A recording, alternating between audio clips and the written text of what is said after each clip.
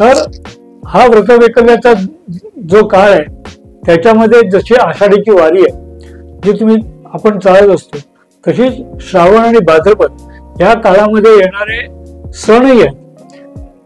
त्यामुळे श्रावणातले सगळे सण, सगळी व्रत ही उपोषण म्हणजे कुठल्या ना कुठल्या स्वरूपात केलेले उपास, ठराविक प्रकारचं केलेलं खाणं आणि त्या पद्धतीने केलेले खिरापत अशा स्वरूपात ते दिसतं. आणि हे सगळे जे आहेत हे त्या काळानुसार आणि त्या वातावरणानुसार केलेले आहेत. त्यामुळे ज्या गोष्टी त्या कहाण्यांमध्ये सांगितलेल्या आहेत त्या कहाण्यांच्या अनुसार आपण जर आहार घेतला तर त्याप्रमाणे आपलं आरोग्य आणि सगळं प्रकृतिमान हे चांगलं तऱ्हेने जातं.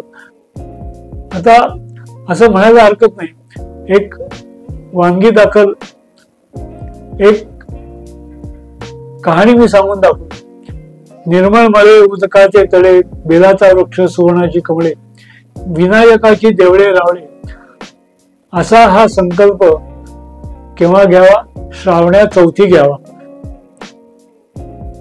आणि पूर्ण कधी करावा? माही मासी म्हणजे माघ मासामध्ये तो पूर्ण करावा. संपूर्णाला काय करावं? पशापायलीचं पीठ कांडावं, 18 लाडू करावे, 6 ब्राह्मणाला द्यावे, 6 देवाला द्यावे, 6चं सहकुटुंबी भोजन करावं, अल्पदान आणि महापुण्य. आणि असा विनायक मनी द्यायचे, मनी पाविजे, संकल्प द्यायचे. आणि अशा प्रकारचं हे जे व्रत आहे खूप साधं सोपं व्रत आहे. आणि अशा प्रकारे 18 लाडू करून यात सोपं आणि साधं म्हणजे तांदूळाच्या पिठाचे,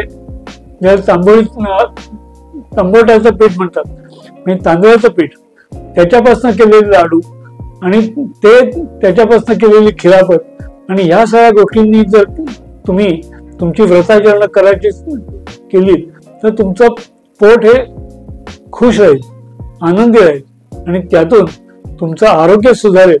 त्यामुळे या वर्षा ऋतूमध्ये, श्रावण भाद्रपद वर्षा ऋतू आपण परवाचा वाचलाय, लहानपणी आपण हे सगळं म्हणत होतो.